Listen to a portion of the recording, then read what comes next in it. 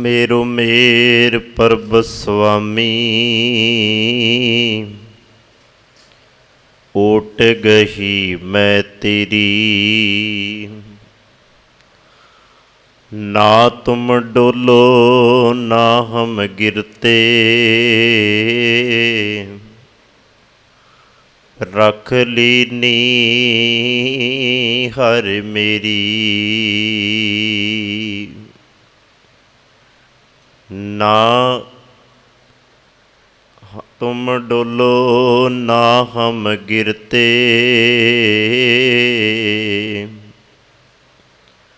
रख लीनी हर मेरी। धन वाहिगुरु साहिब जीओ,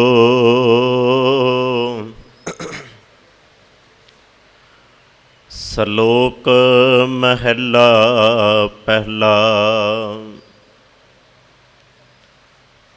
दुख दारू सुख रोग पया, जा सुख ताम न होई। तू करता करना मैं नाही, जाहों करी न होई। बलिहारी कुदरत वसिया, तेरा अंत न जाई लखिया रहा। जात मैं जोत जोत मैं जाता, अकल कला भरपूर रखिया। तू सच्चा साहिब सिवत सवालियो, जिन कीती सो पार पया। कहो नानक करते किया बातां, जो किछ करना सो कर रखिया। कहो नानक करते किया बातां, जो किछ करना सो कर रखिया। ਸਾਹਿਬਾਂ ਦੀ ਪਾਵਨ ਪਵਿੱਤਰ ਹਜ਼ੂਰੀ ਅੰਦਰ ਸੁਭਾਈਮਾਨ ਸਤਸੰਗੀ ਜਨੋ, ਵੱਡ ਭਾਗੇ ਖਾਂ। ਧੰਨ ਧੰਨ ਸ੍ਰੀ ਗੁਰੂ ਗ੍ਰੰਥ ਸਾਹਿਬ ਮਹਾਰਾਜ ਜੀ ਦੀ ਗੋਦ ਵਿੱਚ ਬੈਠ ਕੇ ਅੰਮ੍ਰਿਤ ਵੇਲੇ ਤੋਂ ਆਪ ਜੀ ਨੇ ਸਤਿਕਾਰਯੋਗ ਭਾਈ ਸਾਹਿਬ ਭਾਈ ਬਹਾਦਰ ਸਿੰਘ ਜੀ ਦੇ ਜਥੇ ਪਾਸੋਂ ਪ੍ਰੇਮ ਭਾਵਨਾ ਦੇ ਨਾਲ ਧੰਨ ਗੁਰੂ ਨਾਨਕ ਦੇਵ ਮਹਾਰਾਜ ਜੀ ਦੀ ਪਾਵਨ ਬਾਣੀ ਆਸਾ ਦੀ ਵਾਰ ਦਾ ਕੀਰਤਨ ਸਰਵਣ ਕੀਤਾ, ਜਿੱਥੇ ਸਤਿਗੁਰੂ ਜੀ ਦੀ ਗੋਦ ਵਿੱਚ ਬੈਠ ਕੇ ਆਪ ਜੀ ਆਨੰਦ ਮਾਣ ਰਹੇ ਹੋ, ਬਾਣੀ ਪੜ੍ਹ ਸੁਣ ਰਹੇ। ਉੱਥੇ ਨਾਲ ਨਾਲ ਫਤਿਹ ਟੀਵੀ ਇੰਟਰਨੈਟ ਮਾਧਿਅਮ ਰਾਹੀਂ ਦੇਸ਼ਾਂ ਵਿਦੇਸ਼ਾਂ ਦੇ ਵਿੱਚ ਘਰਾਂ ਦੇ ਅੰਦਰ ਬੈਠ ਕੇ ਵੀ ਪਾਵਨ ਸਥਾਨ ਧੰਨ ਧੰਨ ਬਾਬਾ ਜ਼ੋਰਾਵਰ ਸਿੰਘ ਜੀ, ਧੰਨ ਧੰਨ ਬਾਬਾ ਫਤਿਹ ਸਿੰਘ ਜੀ, ਇਸ ਮੁਕੱਦਸ ਸਥਾਨ 'ਤੇ ਆਪਣੀਆਂ ਹਾਜ਼ਰੀਆਂ ਲਵਾ ਰਹੇ ਹੋ। ਸੋ ਮਹਾਰਾਜ ਕਿਰਪਾ ਕਰਨ, ਪੜ੍ਹੀ ਸੁਣੀ ਬਾਣੀ ਸਾਡੇ ਹਿਰਦੇ ਦਾ ਸ਼ਿੰਗਾਰ ਬਣੇ, ਬਾਣੀ ਅਨੁਸਾਰ ਅਸੀਂ ਜੀਵਨ ਜੀਵੀਏ। ਇਹ ਅਰਦਾਸ ਗੁਰੂ ਚਰਨਾਂ 'ਚ ਕਰੀਏ। ਨਿਤਾ ਪ੍ਰਤੀ ਸਾਹਿਬ ਸੱਚੇ ਪਾਤਸ਼ਾਹ, ਮਾਰਿਆ ਸਿੱਕਾ ਜਗਤ ਵਿੱਚ ਨਾਨਕ ਨਿਰਮਲ ਪੰਥ ਚਲਾਇਆ। ਐਸੇ ਦੀਨ ਦਿਆਲ ਸੁਣੀ ਪੁਕਾਰ ਦਾਤਾਰ, ਪ੍ਰਭ ਗੁਰ ਨਾਨਕ ਜਗ ਮਾਹੇ ਪਠਾਇਆ। ਆਪ ਨਾਰਾਇਣ ਕਲਾ ਧਾਰ, ਜਗ ਮੈਂ ਪਰਵਰਿਓ। ਐਸੇ ਸਤਿਗੁਰੂ ਧੰਨ ਸ਼੍ਰੀ ਗੁਰੂ ਨਾਨਕ ਦੇਵ ਮਹਾਰਾਜ ਹਜੂਰ ਦੀ ਪਾਵਨ ਬਾਣੀ ਆਸਾ ਦੀ ਵਾਰ ਦਾ, ਜਿੱਥੇ ਆਪ ਜੀ ਕੀਰਤਨ ਸਰਵਣ ਕਰਕੇ ਲਾਹਾ ਖੱਟ ਰਹੇ ਸੀ, ਆਨੰਦ ਮਾਣ ਰਹੇ ਸੀ। ਉੱਥੇ ਨਾਲ ਨਾਲ ਨਿਤਾ ਪ੍ਰਤੀ ਆਸਾ ਦੀ ਵਾਰ ਦੀ ਕਥਾ ਵਿਚਾਰ ਵੀ ਆਪ ਜੀ ਸਰਵਣ ਕਰ ਰਹੇ ਹੋ। ਵੱਡ ਭਾਗੇ ਹੋ ਕਿ ਦੋਵੇਂ ਚੀਜ਼ਾਂ ਤੁਹਾਨੂੰ, ਇੱਕ ਪਾਸੇ ਕੀਰਤਨ ਆਸਾ ਦੀ ਵਾਰ ਦਾ ਅਤੇ ਦੂਜੇ ਪਾਸੇ ਆਸਾ ਦੀ ਵਾਰ ਦੀ ਕਥਾ ਸੁਣਨ ਦਾ ਸੁਭਾਗਾ ਸਮਾਂ ਮਿਲ ਰਿਹਾ। ਇਸ ਸਮੇਂ ਨੂੰ ਉਹੀ ਮਾਣ ਸਕਦੇ ਆ ਜਿਨ੍ਹਾਂ ਨੇ ਆਸਾ ਦੀ ਵਾਰ ਨੂੰ ਬੜੇ ਧਿਆਨ ਦੇ ਨਾਲ ਪੜ੍ਹਿਆ, ਬੜੇ ਧਿਆਨ ਦੇ ਨਾਲ ਸੁਣਿਆ। ਕਿਉਂਕਿ ਚੇਤੇ ਰੱਖਣਾ, ਧੰਨ ਗੁਰੂ ਨਾਨਕ ਦੇਵ ਮਹਾਰਾਜ ਜੀ ਨੇ ਇਸ ਵਾਰ ਦੇ ਅੰਦਰ ਸਾਡੀ ਜ਼ਿੰਦਗੀ ਦੀ ਸੱਚਾਈ ਨੂੰ ਸਾਡੇ ਸਾਹਮਣੇ ਰੱਖਿਆ। ਆਓ ਸਤਿਗੁਰੂ ਜੀ ਕੀ ਕਿਰਪਾ ਕਰਦੇ ਆ, ਅੱਜ ਅਸੀਂ ਇਸ ਪਾਵਨ ਬਚਨ ਜੋ ਆਪ ਜੀ ਨੇ ਸਰਵਣ ਕੀਤਾ, ਇਸ ਵਿੱਚੋਂ ਵਿਚਾਰਨ ਦਾ ਯਤਨ ਕਰੀਏ। ਜਿੰਨੇ ਵੀ ਸਤਿਗੁਰੂ ਜੀ ਦੀ ਗੋਦ ਵਿੱਚ ਬੈਠੇ ਖਾਂ, ਤਨ ਕਰਕੇ ਹਾਜ਼ਰੀਆਂ ਲਵਾਈਆਂ, ਮਨ ਨੂੰ ਇਕਾਗਰ ਕਰੀਏ, ਸੁਰਤ ਨੂੰ ਗੁਰੂ ਚਰਨਾਂ 'ਚ ਜੋੜ ਕੇ ਪਿਆਰ ਬਦਬ ਸਤਿਕਾਰ ਦੇ ਨਾਲ ਇੱਕੇ ਵਾਰੀ ਕਹਿਣ 'ਤੇ ਸਾਰੀ ਸੰਗਤ ਗੱਜ ਕੇ ਆਖੋ ਜੀ, ਵਾਹਿਗੁਰੂ ਜੀ ਕਾ ਖਾਲਸਾ, ਵਾਹਿਗੁਰੂ ਜੀ ਕੀ ਫਤਿਹ। ਧੰਨ ਗੁਰੂ ਨਾਨਕ ਦੇਵ ਮਹਾਰਾਜ ਜੀ ਦਾ ਪਾਵਨ ਬਚਨ ਆਪ ਜੀ ਨੇ ਜੋ ਸਰਵਣ ਕੀਤਾ, ਇਹ 12 ਨੰਬਰ ਪੌੜੀ ਦਾ ਪਹਿਲਾ ਸ਼ਲੋਕ ਹੈ। ਕੱਲ੍ਹ ਅਸੀਂ 11 ਨੰਬਰ ਪੌੜੀ ਦੀ ਵਿਚਾਰ ਕੀਤੀ ਅਤੇ ਅੱਜ 12 ਨੰਬਰ ਪੌੜੀ ਦਾ ਪਹਿਲਾ ਸ਼ਲੋਕ। ਇਸ ਪਾਵਨ ਬਚਨ ਦੇ ਨਾਲ ਸਾਡਾ ਰੋਜ਼ ਦਾ ਵਾਸਤਾ ਹੈ। ਇੱਕ ਦਿਨ ਨਹੀਂ ਪੜ੍ਹਦੇ, 2 ਦਿਨ, ਰੋਜ਼ ਹੀ ਪੜ੍ਹਦੇ ਹਾਂ। ਰਾਗੀ ਸਿੰਘ ਜਦੋਂ ਸ਼ਾਮ ਹੁੰਦੀ ਹੈ, ਸ਼ਾਮਾਂ ਦਾ ਵਕਤ ਹੁੰਦਾ ਹੈ ਰਹਿ ਰਾਸ ਦਾ, ਅਤੇ ਚੇਤੇ ਰੱਖਣਾ ਕੀਰਤਨ ਵਜੋਂ ਇਸ ਪਾਵਨ ਬਚਨ ਨੂੰ ਪੜ੍ਹਿਆ ਜਾਂਦਾ ਹੈ। ਦੁੱਖ ਦਾਰੂ ਸੁਖ ਰੋਗ ਭਇਆ, ਜਾਂ ਸੁਖ ਤਾਮ ਨਾ ਹੋਈ। ਸਾਰੇ ਆਪਾਂ ਸੁਣਦੇ ਹਾਂ, ਸਾਰੇ ਪੜ੍ਹਦੇ ਹਾਂ। ਬਸ ਇਸੇ ਬਚਨ ਨੂੰ ਆਪਾਂ ਵਿਚਾਰਨਾ। ਮਹਾਰਾਜ ਕਿਰਪਾ ਕਰਨ ਅਸੀਂ ਵੀ ਆਪਣੀ ਜ਼ਿੰਦਗੀ ਦੀ ਸੱਚਾਈ ਲੱਭੀਏ ਕਿ ਸੱਚਾਈ ਕੀ ਹੈ। ਇਸ ਪਾਵਨ ਬਚਨ ਦੇ ਅੰਦਰ ਨਾ ਮਹਾਰਾਜ ਨੇ ਰਹਾਉ ਦਾ ਬੰਦ ਦਿੱਤਾ ਹੈ। ਬਚਨ ਦਾ ਸਾਰਾ ਅੰਤਰੀ ਭਾਵ ਜਿਹੜਾ ਹੈ ਉਹ ਸਾਰਾ ਰਹਾਉ ਦੇ ਬੰਦ ਦੇ ਵਿੱਚ ਹੈ। ਵਿਦਵਾਨਾਂ ਦਾ ਇਹ ਵੀ ਮੰਨਣਾ ਹੈ, ਬਹੁਤੇ ਵਿਦਵਾਨਾਂ ਦਾ, ਆਸਾ ਦੀ ਵਾਰ ਦੇ ਅੰਦਰ ਇੱਕੋ ਰਹਾਉ ਦਾ ਬੰਦ ਹੈ ਜੀ। ਇਹ ਜਿਵੇਂ ਸੁਖਮਨੀ ਸਾਹਿਬਾਣੀ ਦੇ ਵਿੱਚ ਵੀ ਆਪਾਂ ਇੱਕੋ ਰਹਾਉ ਦਾ ਬੰਦ ਪੜ੍ਹਦੇ ਹਾਂ, ਸੁਖਮਨੀ ਸੁਖ ਅੰਮ੍ਰਿਤ ਪ੍ਰਭ ਨਾਮ, ਹੈ ਨਾ ਜੀ। ਉਹਦੇ ਵਿੱਚ ਸੁਖਮਨੀ ਸਾਹਿਬਾਣੀ ਦੇ ਅੰਦਰ ਇੱਕੋ ਰਹਾਉ ਦਾ ਬੰਦ ਹੁੰਦਾ ਅਤੇ ਇਹਦੇ ਵਿੱਚ ਵੀ ਇੱਕੋ ਰਹਾਉ ਦਾ ਬੰਦ ਹੈ। ਅਤੇ ਵਿਦਵਾਨ ਸੱਜਣਾ ਦਾ ਇਹ ਮੰਨਣਾ ਹੈ ਕਿ ਵੀ ਇਸ ਰਹਾਉ ਦੇ ਬੰਦ ਦੇ ਅੰਦਰ ਹੀ ਸਮੁੱਚੀ ਆਸਾ ਦੀ ਵਾਰ ਦਾ ਜਿਹੜਾ ਹੈ ਨਾ ਅਸਲ ਭਾਵ ਹੈ। ਜਿੱਥੇ ਸੰਸਾਰ ਦੇ ਭਰਮਾਂ ਦੀ ਗੱਲ ਕੀਤੀ, ਸੰਸਾਰ ਦੇ ਪਖੰਡਾਂ ਦੀ ਗੱਲ ਕੀਤੀ, ਧਾਰਮਿਕ ਲੋਕ ਜੋ ਭਰਮ ਦੇ ਰਾਹ 'ਤੇ ਸੰਸਾਰ ਨੂੰ ਚਲਾ ਰਹੇ ਉਹਨਾਂ ਦੀ ਗੱਲ ਕੀਤੀ, ਆਮ ਸੰਸਾਰੀ ਬੰਦੇ ਨੂੰ ਉਹਦੇ ਵਿੱਚੋਂ ਕੱਢਣ ਦੀ ਗੱਲ ਕੀਤੀ, ਉੱਥੇ ਨਾਲ ਨਾਲ ਧੰਨ ਗੁਰੂ ਨਾਨਕ ਦੇਵ ਮਹਾਰਾਜ ਜੀ ਨੇ ਰੱਬ ਦੀ ਵੀ ਗੱਲ ਕੀਤੀ ਅਤੇ ਰੱਬ ਦੇ ਨਾਲ ਨਾਲ ਮਹਾਰਾਜ ਨੇ ਇਹ ਵੀ ਗੱਲ ਕੀਤੀ ਕਿ ਹਮੇਸ਼ਾ ਯਾਦ ਰੱਖੀ, ਰੱਬ ਹੈ, ਨਿਰੰਕਾਰ ਹੈ। ਇਹ ਤਾਂ ਮੰਨਣਾ ਪਏਗਾ। ਇਹ ਨਹੀਂ ਕੋਈ ਦਾਅਵਾ ਕਰਕੇ ਕਹਿ ਸਕਦਾ ਕਿ ਵੀ ਰੱਬ ਨਹੀਂ ਹੈ। ਬੜੀਆਂ ਦਲੀਲਾਂ ਨੇ, ਬੜੇ ਚੇਤੇ ਰੱਖਣਾ ਬੰਦੇ ਦੇ ਕੋਲ ਜਵਾਬ ਨੇ ਰੱਬ ਦੀ ਹੋਂਦ ਦੇ। ਜੇ ਆਪਾਂ ਰੱਬ ਦੀ ਹੋਂਦ ਦੇ ਬਾਰੇ ਪੜ੍ਹੀਏ ਤਾਂ ਮਹਾਰਾਜ ਨੇ 2 ਰੱਬ ਦੇ ਰੂਪਾਂ ਦਾ ਜ਼ਿਕਰ ਕੀਤਾ। ਜੇ ਆਪਾਂ ਰੱਬ ਨੂੰ ਸੌਖਾ ਜਿਹਾ ਸਮਝਣਾ ਹੈ ਕਿ ਵੀ ਰੱਬ ਕਿਵੇਂ ਦਾ ਹੈ, ਕਿਵੇਂ ਦਿਸਦਾ ਹੈ, ਅਤੇ ਰੱਬ ਦੇ 2 ਰੂਪਾਂ ਦਾ ਮਹਾਰਾਜ ਨੇ ਨਾ ਬਾਣੀ ਦੇ ਅੰਦਰ ਜ਼ਿਕਰ ਕੀਤਾ। 2 ਰੂਪ ਨੇ, ਇੱਕ ਹੈ ਨਿਰਗੁਣ, ਇੱਕ ਹੈ ਸਰਗੁਣ। ਜਿਹਨੂੰ ਸੁਖਮਨੀ ਸਾਹਿਬਾਣੀ ਵਿੱਚ ਆਪ ਜੀ ਪੜ੍ਹਦੇ ਹੋ, ਨਿਰਗੁਣ ਆਪ ਸਰਗੁਣ ਪੀ ਉਹੀ ਕਲਾ ਧਾਰ ਜਿਨ ਸਗਲੀ ਮੋਖੀ। ਇਹ ਤਾਂ ਰੱਬ ਦੀ ਕਲਾ ਆ, ਇਹ ਤਾਂ ਰੱਬ ਦੀ ਚੇਤੇ ਰੱਖਣਾ ਇੱਕ ਸ਼ਕਤੀ ਹੈ, ਇੱਕ ਪਾਵਰ ਹੈ ਕਿ ਵੀ ਆਪਣੀ ਕਲਾ ਉਹਨੇ ਵਰਤਾਈ ਹੋਈ ਹੈ। ਨਿਰਗੁਣ ਇਹ ਅਣਦਿਸਦਾ ਰੂਪ ਹੈ ਜੀ। ਭਾਵ ਜੇ ਰੱਬ ਦਾ ਇੱਕ ਦਿਸਦਾ ਰੂਪ, ਇੱਕ ਅਣਦਿਸਦਾ।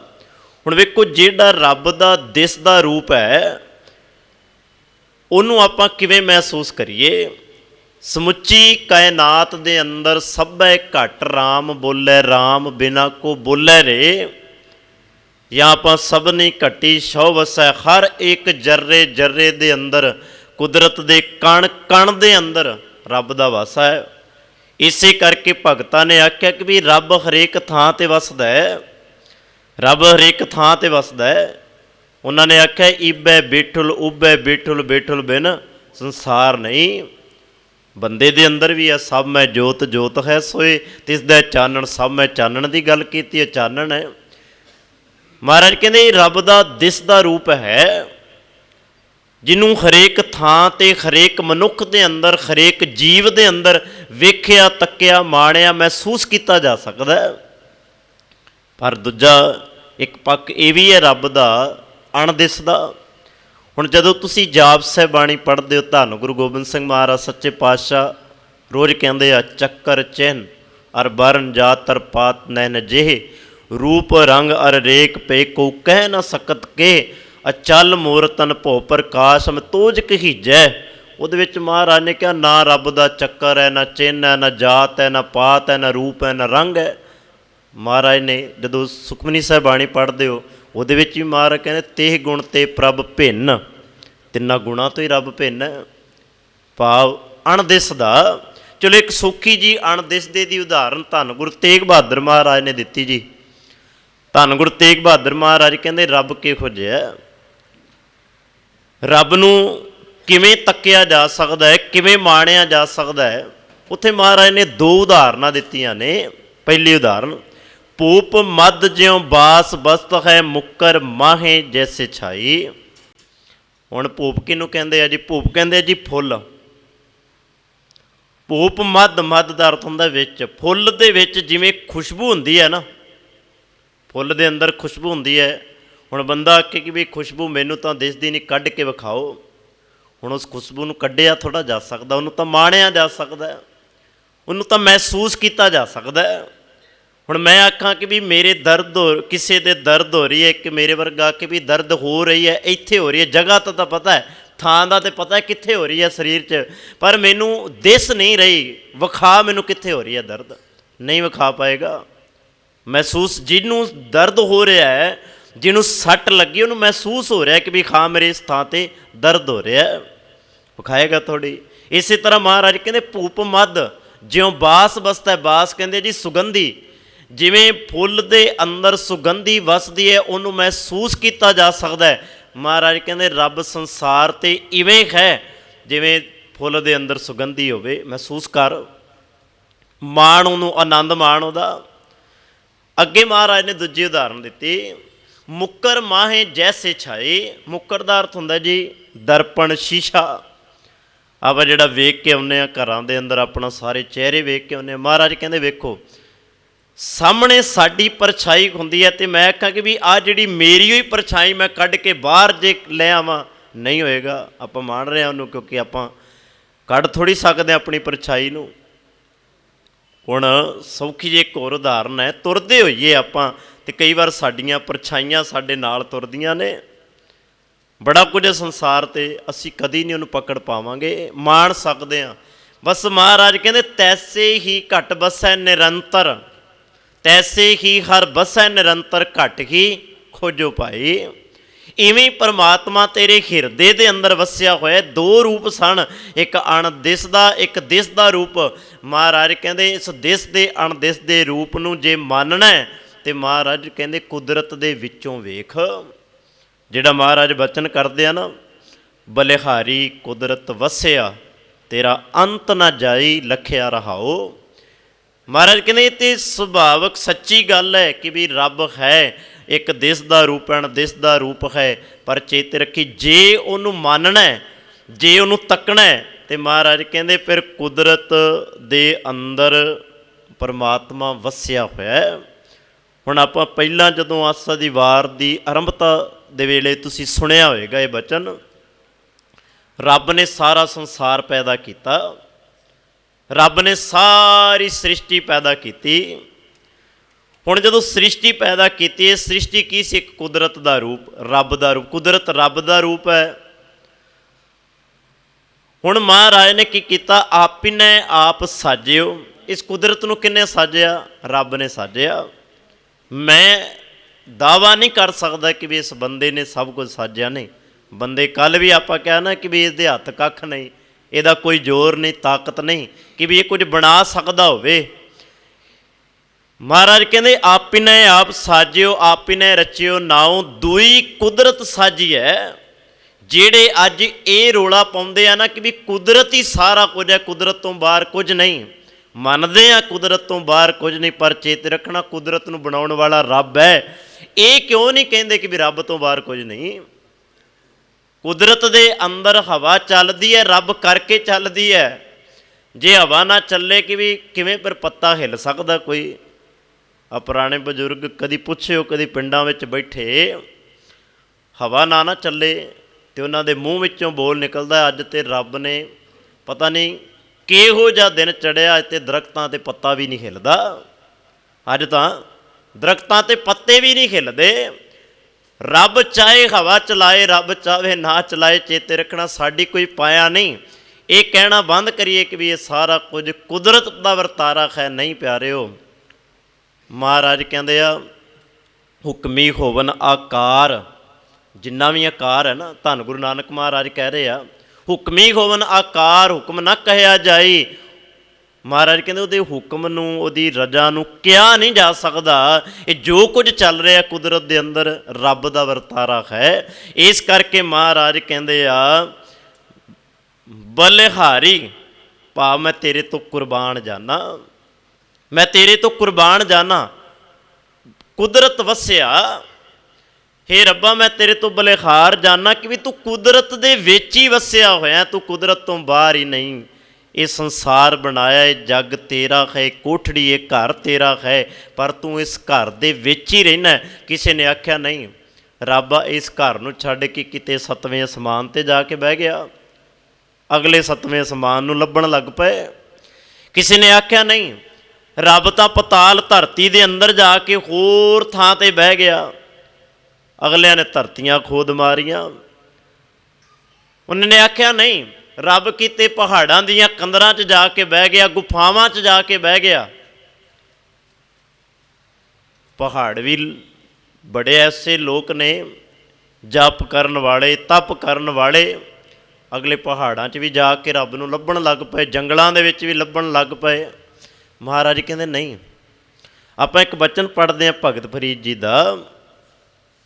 ਭਗਤ ਫਰੀਦ ਜੀ ਕਹਿੰਦੇ ਨਾ ਜੰਗਲਾਂ 'ਚ ਨਾ ਪਹਾੜ ਹੈ, ਸਭ ਥਾਂ 'ਤੇ ਇਹ ਤਾਂ ਹੈ ਕਿ ਵਸਿਆ ਸਭ ਥਾਵਾਂ 'ਤੇ ਹੈ। ਇਹ ਨਹੀਂ ਕਹਿੰਦਾ ਕਿ ਵੀ ਇਹ ਜੰਗਲਾਂ 'ਚ ਨਹੀਂ, ਪਹਾੜਾਂ 'ਚ ਨਹੀਂ, ਸਭ ਥਾਵਾਂ 'ਤੇ ਹੈ।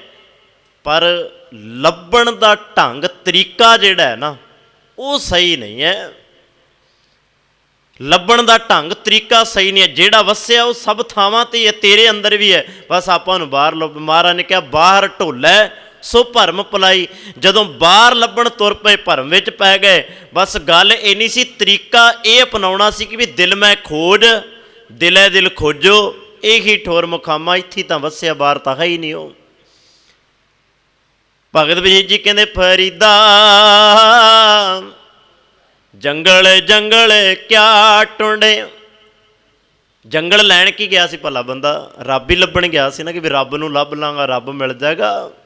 ਕਿਤੇ ਉੱਥੇ ਵਸਿਆ, ਕਿਤੇ ਉੱਥੇ ਮਿਲ ਹੀ ਜਾਵੇ ਮੈਨੂੰ। ਕਹਿੰਦੇ ਨਹੀਂ, ਫਰੀਦਾ ਜੰਗਲ ਜੰਗਲ ਕਿਆ ਟੁੰਡੇ। ਜੰਗਲ ਦੇ ਵਿੱਚ ਜਾ ਕੇ ਕੀ ਲੱਭਦਾ ਹੈ? ਵਸੀ ਰੱਬ ਖਿਆਲੀ ਹੈ।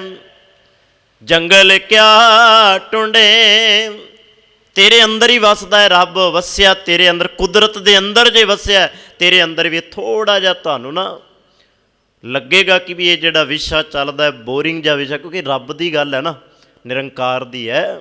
ਸੁਣਨੀ ਬੜੀ ਔਖੀ ਜਿਹੀ ਹੁੰਦੀ ਹੈ, ਸਾਨੂੰ ਆਲਸ ਜਿਹਾ ਪੈ ਜਾਂਦਾ ਕਿ ਵੀ ਇਹ ਕਿਹੋ ਜਿਹੀਆਂ ਗੱਲਾਂ ਨੇ।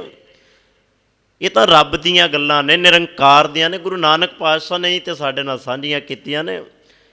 ਗੱਲ ਇੰਨੀ ਕੁ ਹੈ, ਅਸਲ ਜਿਹੜੀ ਸੱਚਾਈ ਹੈ ਨਾ ਸਾਡੀ, ਇਹ ਹੈ ਮਿੱਠੀਆਂ ਮਿੱਠੀਆਂ ਗੱਲਾਂ ਬੜੀਆਂ ਚੰਗੀਆਂ ਲੱਗਦੀਆਂ ਸਾਨੂੰ, ਕਿ ਵੀ ਸਾਨੂੰ ਕੋਈ ਮਿੱਠੀਆਂ ਮਿੱਠੀਆਂ ਗੱਲਾਂ ਸੁਣਾਵੇ ਅਤੇ ਅਸੀਂ ਸੁਣਨ ਦੇ ਲਈ ਤਿਆਰ ਹਾਂ। ਕੋਈ ਰੱਬ ਦੀ ਗੱਲ ਸੁਣਾਵੇ ਨਾ, ਜਿਵੇਂ ਧੰਨ ਗੁਰੂ ਨਾਨਕ ਮਹਾਰਾਜ ਨੇ ਬਲਿਖਾਰੀ ਕੁਦਰਤ ਵਸਿਆ, ਇਹੋ ਜਿਹੀਆਂ ਗੱਲਾਂ ਕੋਈ ਸੁਣਾਏ ਰੱਬ ਦੀਆਂ, ਕਿੱਥੇ ਤਿਆਰ ਆ ਸਾਡਾ ਸੁਣਦੇ ਹੀ ਨਹੀਂ, ਆਪਾਂ ਆਲਸ ਪੈ ਜਾਂਦਾ, ਸਾਨੂੰ ਆਲਸੀ ਹੋ ਜਾਂਦੇ ਆ। ਅਤੇ ਮਹਾਰਾਜ ਕਹਿੰਦੇ ਆ ਮੈਂ ਬਲਿਹਾਰ ਜਾਨਾ, ਮੈਂ ਤੇਰੇ ਤੋਂ ਕੁਰਬਾਨ ਜਾਨਾ ਕਿ ਰੱਬਾ ਤੂੰ ਕੁਦਰਤ ਦੇ ਅੰਦਰ ਵਸਿਆ ਹੋਇਆ ਹੈ, ਇਸ ਕਰਕੇ ਤੇਰਾ ਅੰਤ ਨਾ ਜਾਈ ਲਖਿਆ, ਤੇਰੇ ਅੰਤ ਨੂੰ ਕੋਈ ਪਾ ਨਹੀਂ ਸਕਦਾ, ਤੇਰਾ ਅੰਤ ਕਿਸੇ ਨੇ ਪਾਇਆ ਨਹੀਂ, ਕਿਉਂਕਿ ਤੂੰ ਸਦਾ ਬੇਅੰਤ ਰਹਿਣ ਵਾਲਾ ਹੈ, ਤੇਰਾ ਤੇ ਅੰਤ ਹੁੰਦਾ ਹੀ ਨਹੀਂ। ਦੁਨੀਆ ਦੀ ਹਰੇਕ ਚੀਜ਼ ਅੰਤ 'ਤੇ ਖਲੋਤੀ ਹੈ। ਮਹਾਰਾਜ ਨੇ ਤੇ ਬਾਣੀ ਦੇ ਅੰਦਰ ਸੂਰਜ ਦੀ ਵੀ ਘਟਦਾ ਵਿਖਾਇਆ ਗਿਆ ਕਿ ਸੂਰਜ ਵੀ ਘਟ ਰਿਹਾ ਹੈ। ਹੁਣ ਤਾਂ ਸਾਇੰਸ ਨੇ ਵੀ ਇਸ ਗੱਲ ਨੂੰ ਸਿੱਧ ਕਰ ਦਿੱਤਾ ਕਿ ਸੂਰਜ ਜਿਹੜਾ ਰੋਜ਼ ਰੋਜ਼ ਕੁਝ ਪੁਆਇੰਟ ਘਟਦਾ ਜਾ ਰਿਹਾ। ਇੱਕ ਦਿਨ ਐਸਾ ਆਏਗਾ ਸੂਰਜ ਦਿਸੇਗਾ ਹੀ ਨਹੀਂ, ਅੱਜ ਨਹੀਂ, ਕਰੋੜਾਂ ਸਾਲਾਂ ਬਾਅਦ ਕਿਤੇ ਜਾ ਕੇ ਕਹਾਣੀ ਬਣੇਗੀ, ਸਮਾਂ ਲੱਗੇਗਾ, ਕਰੋੜਾਂ ਸਾਲ ਬਾਅਦ ਤੁਹਾਨੂੰ ਸੂਰਜ ਨਜ਼ਰ ਨਹੀਂ ਆਏਗਾ ਧਰਤੀ 'ਤੇ। ਉਹਨਾਂ ਨੇ ਸਿੱਧ ਕੀਤਾ ਇਸ ਗੱਲ ਨੂੰ, ਘਟ ਰਿਹਾ, ਚੰਦਰਮਾ ਘਟ ਰਿਹਾ, ਧਰਤੀ ਘਟ ਰਹੀ ਹੈ। ਮਹਾਰਾਜ ਨੇ ਬਾਣੀ ਵਿੱਚ ਵੀ ਲਿਖਿਆ ਘਟੰਤ ਦੀਪਕ, ਮਹਾਰਾਜ ਕਦ ਪੜ੍ਹਿਓ ਕਦੀ ਸ਼ਲੋਕ ਸਹਿਸਕ੍ਰਿਤੀ ਦੇ ਅੰਦਰ ਮਹਾਰਾਜ ਨੇ ਬਾਤਾਂ ਕੀਤੀਆਂ ਨੇ। ਹਰੇਕ ਚੀਜ਼ ਅੰਤ 'ਤੇ ਖਲੋਤੀ ਹੈ, ਹਰੇਕ ਚੀਜ਼ ਅੰਤ 'ਤੇ ਖਲੋਤੀ ਹੈ, ਨਾਸ 'ਤੇ ਖਲੋਤੀ ਹੈ। ਮਹਾਰਾਜ ਕਹਿੰਦੇ ਇਸ ਕਰਕੇ ਰੱਬਾ ਜੇ ਹਰੇਕ ਚੀਜ਼ ਦਾ ਅੰਤ ਹੈ, ਸਭ ਖਤਮ ਹੋ ਜਾਏ, ਸਭ ਕੁਝ ਚਲਾ ਜਾਵੇ, ਰਹਿਣਾ ਕੀ ਹੈ? ਕਹਿੰਦੇ ਕਿ ਵੀ ਰੱਬਾ ਪਰਮਾਤਮਾ ਤੇਰਾ ਨਾਮ ਹੀ ਰਹਿਣਾ। ਧੰਨ ਗੁਰੂ ਤੇਗ ਬਹਾਦਰ ਮਹਾਰਾਜ ਦਾ ਇੱਕ ਬਚਨ ਪੜ੍ਹਦੇ ਹਾਂ ਆਪਾਂ। 3-4 ਜਣਿਆਂ ਦਾ ਜ਼ਿਕਰ ਕੀਤਾ ਜੀ, ਉਹਨਾਂ ਨੇ ਕਹਿੰਦੇ ਕਿ ਵੀ ਸੰਸਾਰ 'ਤੇ ਰਹਿਣ ਵਾਲਾ ਕੌਣ ਹੈ? ਪਹਿਲੀ ਗੱਲ, ਸ਼ੇਕ ਹਯਾਤੀ ਜਗ ਨਾ ਕੋਈ ਥਿਰ ਰਹਿਆ, ਕਿਸੇ ਨਹੀਂ ਰਹਿਣਾ, ਸਭ ਦਾ ਅੰਤ ਹੋਏਗਾ। ਕੋਈ ਦਾ ਮਤਲਬ ਇਹ ਨਹੀਂ ਕਿ ਇਕੱਲਾ ਮਨੁੱਖ ਨੂੰ ਹੀ ਕਿਹਾ ਉੱਥੇ, ਹਰੇਕ ਚੀਜ਼ ਜੋ ਦਿਸਣਹਾਰ ਹੈ, ਜੋ ਅਸੀਂ ਵੇਖ ਰਹੇ ਹਾਂ ਇਹਨਾਂ ਅੱਖਾਂ ਦੇ ਨਾਲ, ਮਹਾਰਾਜ ਕਹਿੰਦੇ ਸਭ ਜਾਏਗੀ, ਸਭ ਖਤਮ ਹੋ ਜਾਏਗੀ। ਹੁਣ ਗੁਰੂ ਤੇਗ ਬਹਾਦਰ ਮਹਾਰਾਜ ਨੂੰ ਪੁੱਛੀਏ, ਧੰਨ ਗੁਰੂ ਤੇਗ ਬਹਾਦਰ ਮਹਾਰਾਜ ਤੁਸੀਂ ਜਿਹੜਾ ਜ਼ਿਕਰ ਕੀਤਾ ਉਹਦੇ ਵਿੱਚ ਰਹਿਣ ਦਾ ਜ਼ਿਕਰ ਕੀਤਾ ਕਿ ਵੀ ਆਹ ਚੀਜ਼ ਜਿਹੜੀ ਸੰਸਾਰ 'ਤੇ ਰਹਿੰਦਾ, ਦਾ ਕਦੀ ਅੰਤ ਨਹੀਂ ਹੁੰਦਾ, ਕਦੀ ਅੰਤ ਨਹੀਂ ਹੁੰਦਾ। ਕਿਹੜੀਆਂ ਨੇ ਜੀ? 4 ਚੀਜ਼ਾਂ, 4 ਜਣਿਆਂ ਦਾ ਜ਼ਿਕਰ ਹੈ। ਆਪਾਂ ਧਿਆਨ ਦੇ ਨਾਲ ਗੁਰੂ ਤੇਗ ਬਹਾਦਰ ਮਹਾਰਾਜ ਦਾ ਇਹ ਬਚਨ ਪੜ੍ਹਿਆ, ਨਾਮ ਰਹਿਓ। ਮਹਾਰਾਜ ਕਹਿੰਦੇ ਨਾਮ ਰਹਿਓ। ਨਾਮ ਕੀ ਹੈ? ਸਿਮਰਨ, ਭਜਨ, ਬੰਦਗੀ। ਨਾਮ ਰਹਿਓ ਸਾਧੂ ਰਹਿਓ। ਦੂਜਾ ਕੌਣ ਹੈ ਜੀ? ਸਾਧੂ, ਬੰਦਗੀ ਕਰਨ ਵਾਲਾ, ਨਾਮ ਜਪਣ ਵਾਲਾ। ਨਾਮ ਰਹਿਓ ਸਾਧੂ ਰਹਿਓ, ਰਹਿਓ ਗੁਰ ਗੋਬਿੰਦ। ਗੁਰੂ ਤੇ ਗੋਬਿੰਦ 4 ਕੌਣ ਹੋ ਜਾਏਗੇ? ਇੱਕ ਨਾਮ, ਇੱਕ ਸਾਧੂ ਜਪਣ ਵਾਲਾ, ਤੇ ਤੀਜਾ ਗੁਰੂ, ਤੇ ਚੌਥਾ ਗੋਬਿੰਦ। ਗੁਰੂ ਰਹੇਗਾ, ਗੋਬਿੰਦ ਪਰਮਾਤਮਾ ਰਹੇਗਾ, ਤੇ ਲਾਸਟ ਵਿੱਚ ਕਹੋ ਨਾਨਕ ਇਹ ਜਗਤ ਮੈਂ ਕਿਨ ਜਪਿਓ ਗੁਰਮੰਤ। ਜਿਹਨੇ ਪਰਮਾਤਮਾ ਦੇ ਨਾਮ ਨੂੰ ਜਪ ਲਿਆ, ਮਹਾਰਾਜ ਕਹਿੰਦੇ ਸਦਾ ਰਹੇਗਾ। ਸਰੀਰ ਕਰਕੇ ਭਾਵੇਂ ਨਾ ਹੋਵੇ, ਪਰ ਚੇਤੇ ਰੱਖਣਾ, ਅੱਜ ਵੀ ਤੁਸੀਂ ਵੇਖਣਾ, ਭਾਵੇਂ ਭਗਤ ਕਬੀਰ ਜੀ ਸਰੀਰ ਕਰਕੇ ਨਾ ਹੋਣ, ਪਰ ਉਹਨਾਂ ਦੀ ਆਤਮਾ ਤਾਂ ਅੱਜ ਵੀ ਸਾਡੇ ਕੋਲ ਹੀ ਹੈ ਨਾ, ਜੋਤ ਤਾਂ ਅੱਜ ਵੀ ਸਾਡੇ ਕੋਲ ਹੈ, ਸੋਚ ਤਾਂ ਅੱਜ ਵੀ ਉਹਨਾਂ ਦੀ ਸਾਡੇ ਕੋਲ ਹੀ ਹੈ ਨਾ। ਇਸ ਕਰਕੇ ਉਹ ਚੀਜ਼ ਦਾ ਕਦੀ ਅੰਤ ਨਹੀਂ ਹੋ ਸਕਦਾ। ਮਹਾਰਾਜ ਕਹਿੰਦੇ ਆ ਰੱਬਾ ਵਾਰੇ ਜਾਵਾਂ, ਤੇਰਾ ਅੰਤ ਨਾ ਜਾਈ ਲਖਿਆ, ਤੇਰਾ ਕਦੀ ਅੰਤ ਹੀ ਨਹੀਂ ਹੁੰਦਾ। ਕੱਲ੍ਹ ਵੀ ਜਿਵੇਂ ਆਪਾਂ ਪੌੜੀ ਦੇ ਵਿੱਚ ਵਿਚਾਰਿਆ ਸੀ ਨਾ, ਅੰਤ ਨਾ ਸਿਫਤੀ ਕਹਿਣ ਨਾ ਅੰਤ। ਰੱਬ ਦੀ ਸਿਫਤਾਂ ਦਾ ਕੋਈ ਅੰਤ ਨਹੀਂ, ਰੱਬ ਦੀਆਂ ਸਿਫਤਾਂ ਦਾ ਕੋਈ ਅੰਤ ਨਹੀਂ। ਮਹਾਰਾਜ ਕਹਿੰਦੇ ਬੜਾ ਵੱਡਾ, ਬੜਾ ਬੇਅੰਤ ਹੈ ਤੂੰ, ਬੇਅੰਤ ਕੋ ਵਿਰਲਾ ਜਾਣੈ। ਬੜੇ ਵਿਰਲੇ ਹੁੰਦੇ ਆ ਜਿਹੜੇ ਪਰਮਾਤਮਾ ਤੈਨੂੰ ਜਾਣਦੇ ਆ। ਕੀ ਬਿਆਨ ਕਰਾਂ? ਮਹਾਰਾਜ ਕਹਿੰਦੇ ਕਿ ਵੀ ਅਸਲ ਦੇ ਵਿੱਚ ਨਾ ਮੇਰੀ ਜੇਬਾ ਇੱਕ ਹੈ, ਤੇਰੇ ਗੁਣ ਅਨੇਕਾਂ ਨੇ, ਕਹਿਣ ਵਿੱਚ ਹੀ ਨਹੀਂ ਆਉਂਦਾ ਕਿ ਵੀ ਰੱਬਾ ਕਿੰਨਾ ਵੱਡਾ ਹੈ, ਕਿੰਨਾ ਬੇਅੰਤ ਹੈ। ਪਹਿਲੀਆਂ ਤੁਕਾਂ ਵਿੱਚ ਮਹਾਰਾਜ ਕਹਿੰਦੇ ਦੁੱਖ ਦਾਰੂ ਸੁਖ ਰੋਗ ਭਇਆ। ਹੁਣ ਕਿੰਨੀ ਕਮਾਲ ਦੀ ਗੱਲ ਹੈ, 2 ਚੀਜ਼ਾਂ ਨੇ, ਇੱਕ ਹੈ ਦੁੱਖ ਤੇ ਇੱਕ ਹੈ ਸੁੱਖ। ਮਤਾ ਇਹ ਸਮਝਿਓ ਕਿ ਵੀ ਜੇ ਅੱਜ ਸੁੱਖ ਹੈ ਤੇ ਕੱਲ੍ਹ ਨੂੰ ਦੁੱਖ ਨਹੀਂ ਆਏਗਾ, ਜੇ ਅੱਜ ਸੁੱਖ ਹੰਢਾ ਰਹੇ ਹਾਂ ਤੇ ਕੱਲ੍ਹ ਨੂੰ ਦੁੱਖ ਵੀ ਆਏਗਾ। ਜਿਹੜਾ ਅੱਜ ਦੁੱਖ ਹੰਢਾ ਰਿਹਾ ਉਹ ਕੱਲ ਸੁੱਖਾਂ ਦੇ ਵਿੱਚ ਵੀ ਤਬਦੀਲ ਹੋਏਗਾ। ਉਹਦੇ ਕੋਲ ਸੁੱਖ ਵੀ ਆਏਗਾ। ਜੇ ਸਬਰ ਹੈ, ਸੰਤੋਖ ਹੈ ਤੇ ਸੁੱਖ ਆਏਗਾ। ਜੇ ਬੇਸਬਰਾ ਹੈ ਫਿਰ ਚੇਤੇ ਰੱਖਣਾ ਦੁਖੀ ਜਿਵੇਂ ਦਾ ਹੈ ਉਵੇਂ ਦਾ ਚੱਲਿਆ ਤੁਰਿਆ ਫਿਰਦਾ। ਮਹਾਰਾਜ ਨੇ ਦੋ ਚੀਜ਼ਾਂ ਦਿੱਤੀਆਂ ਜੀ ਬੰਦੇ ਦੀ ਜ਼ਿੰਦਗੀ ਦੇ ਅੰਦਰ, ਇੱਕ ਦੁੱਖ ਹੈ, ਇੱਕ ਸੁੱਖ ਹੈ। ਮਹਾਰਾਜ ਨੇ ਕਿਹਾ ਦੋਵੇਂ ਚੀਜ਼ਾਂ ਤੈਨੂੰ ਅਪਣਾਉਣੀਆਂ ਪੈਣਗੀਆਂ, ਦੁੱਖ ਵੀ ਸੁੱਖ ਵੀ। ਹੁਣ ਵੇਖੋ ਛੋਟੀ ਜਿਹੀ ਉਦਾਹਰਨ ਲਓ। ਸਿੱਕਾ ਹੁੰਦਾ ਜੀ, ਤਿਆਰ ਹੋ ਕੇ ਟਕਸਾਲ ਦੇ ਵਿੱਚੋਂ ਸਾਡੇ ਕੋਲ ਆਉਂਦਾ। ਉਹਦੇ ਦੋ ਪਾਸੇ ਹੁੰਦੇ ਨੇ। ਚਲੋ ਅੱਜ ਉਹਦਾ ਰੂਪ ਬਦਲ ਗਿਆ ਭਾਵੇਂ, ਪਰ ਪ੍ਰਵਾਨਗੀ ਤਾਂ ਫਿਰ ਵੀ ਸਾਨੂੰ ਕਰਨੀ ਪੈਂਦੀ ਹੈ ਨਾ। ਉਹਦੀ ਪ੍ਰਵਾਨ ਤਾਂ ਸਾਨੂੰ ਕਰਨਾ ਪੈਂਦਾ ਹੈ। ਸਿੱਕੇ ਦੇ ਦੋ ਪਹਿਲੂ ਹੁੰਦੇ ਨੇ, ਇੱਕ ਪਾਸੇ ਇੱਕ ਛੱਪਿਆ ਹੁੰਦਾ ਹੈ ਅਤੇ ਇੱਕ ਪਾਸੇ ਉਹ ਤਿੰਨ ਬਾਂਦਰ ਜੇ ਛਾਪੇ ਹੁੰਦੇ ਆ। ਇਹੀ ਹੁੰਦਾ ਨਾ ਜੀ। ਹੁਣ ਭਾਵੇਂ ਰੂਪ ਬਦਲ ਗਿਆ ਉਹਦਾ। ਹੁਣ ਬੰਦਾ ਆਖੇ ਕਿ ਮੈਨੂੰ ਸਿੱਕੇ ਦਾ ਇੱਕ ਪਾਸਾ ਚਾਹੀਦਾ, ਮੈਨੂੰ ਦੂਜਾ ਪਾਸਾ ਨਹੀਂ ਚਾਹੀਦਾ। ਬਣਾਉਣ ਵਾਲਾ ਆਖੇਗਾ ਕਿ ਪ੍ਰਵਾਨਗੀ ਨੂੰ ਚੱਲਣਾ ਹੀ ਨਹੀਂ ਹੈ, ਚੱਲਣਾ ਹੀ ਨਹੀਂ ਹੈ। ਇਹ ਚੱਲੇਗਾ ਤਾਂ ਜੇ ਦੋਵੇਂ ਪਾਸੇ ਦੇ ਤੂੰ ਪ੍ਰਵਾਨ ਕਰੇਗਾ। ਬਸ ਇਸੇ ਤਰ੍ਹਾਂ ਰੱਬ ਨੇ ਦੁੱਖ ਵੀ ਬਣਾਇਆ, ਰੱਬ ਨੇ ਸੁੱਖ ਵੀ ਬਣਾਇਆ। ਹੁਣ ਬੰਦਾ ਇਹ ਨਹੀਂ ਕਹਿ ਸਕਦਾ ਕਿ ਮੈਨੂੰ ਇਕੱਲਾ ਸੁੱਖ ਹੀ ਚਾਹੀਦਾ, ਦੁੱਖ ਚਾਹੀਦਾ ਹੀ ਨਹੀਂ। ਪਰ ਇੱਥੇ ਮਹਾਰਾਜ ਨੇ ਬੜੀ ਕਮਾਲ ਦੀ ਗੱਲ ਕੀਤੀ। ਜਿਵੇਂ ਮਹਾਰਾਜ ਕਹਿੰਦੇ ਦੁੱਖ ਸੁੱਖ ਦੋਏ ਦਰ ਕੱਪੜੇ ਪਹਿਰੇ ਜਾਏ ਮਨੁੱਖ, ਇਹ ਤਾਂ ਸਰੀਰ ਤਨ ਦੇ ਕੱਪੜੇ ਨੇ। ਜਿਹੜਾ ਦੁੱਖ ਹੈ ਉਹ ਵੀ ਆਵੇਗਾ, ਸੁੱਖ ਹੈ ਤੇ ਉਹ ਵੀ ਆਏਗਾ। ਮਹਾਰਾਜ ਕਹਿੰਦੇ ਕਿੰਨੀ ਕਮਾਲ ਦੀ ਗੱਲ, ਕਹਿੰਦੇ ਦੁੱਖ ਦਾਰੂ। ਹੁਣ ਸੁੱਖ ਤਾਂ ਇਲਾਜ ਸੁਣਿਆ ਸੀ, ਦੁੱਖ ਦਾਰੂ ਕਿਵੇਂ ਬਣ ਗਿਆ? ਦੁੱਖ ਤਾਂ ਦੁੱਖ ਹੀ ਹੈ ਨਾ, ਦੁੱਖ ਤਾਂ ਦੁੱਖ ਹੀ ਹੈ। ਕਿਹੜਾ ਬੰਦਾ ਜਿਹੜਾ ਕਹੇ ਕਿ ਮੈਨੂੰ ਦੁੱਖ ਚਾਹੀਦਾ ਹੈ? ਸਾਰੇ ਤੇ ਸੁੱਖਾਂ ਦੀਆਂ ਅਰਦਾਸਾਂ ਕਰਦੇ ਆਪਾਂ ਕਿ ਸੁੱਖ ਆਵੇ। ਮਹਾਰਾਜ ਕਹਿੰਦੇ ਦੁੱਖ ਦਾਰੂ ਸੁੱਖ ਰੋਗ ਭਇਆ। ਹੁਣ ਇਹਨੂੰ ਧਿਆਨ ਦੇ ਨਾਲ ਸਮਝਿਓ। ਮਹਾਰਾਜ ਕਹਿੰਦੇ ਜਿਹੜੇ ਲੋਕ ਇਹ ਕਹਿੰਦੇ ਆ ਨਾ ਕਿ ਵੀ ਸਾਡੇ ਘਰ ਸੁੱਖ ਆਏਗਾ ਅਤੇ ਚੇਤੇ ਰੱਖਣਾ ਆਨੰਦ ਆਪਾਂ ਮਾਣਾਂਗੇ, ਉਹਨਾਂ ਲੋਕਾਂ ਨੂੰ ਮੈਂ ਕਹਿਣਾ ਚਾਹੁੰਦਾ ਬਹੁਤੇ ਸੁੱਖ ਦੇ ਵਿੱਚੋਂ ਦੁੱਖ ਪੈਦਾ ਹੁੰਦੇ ਆ।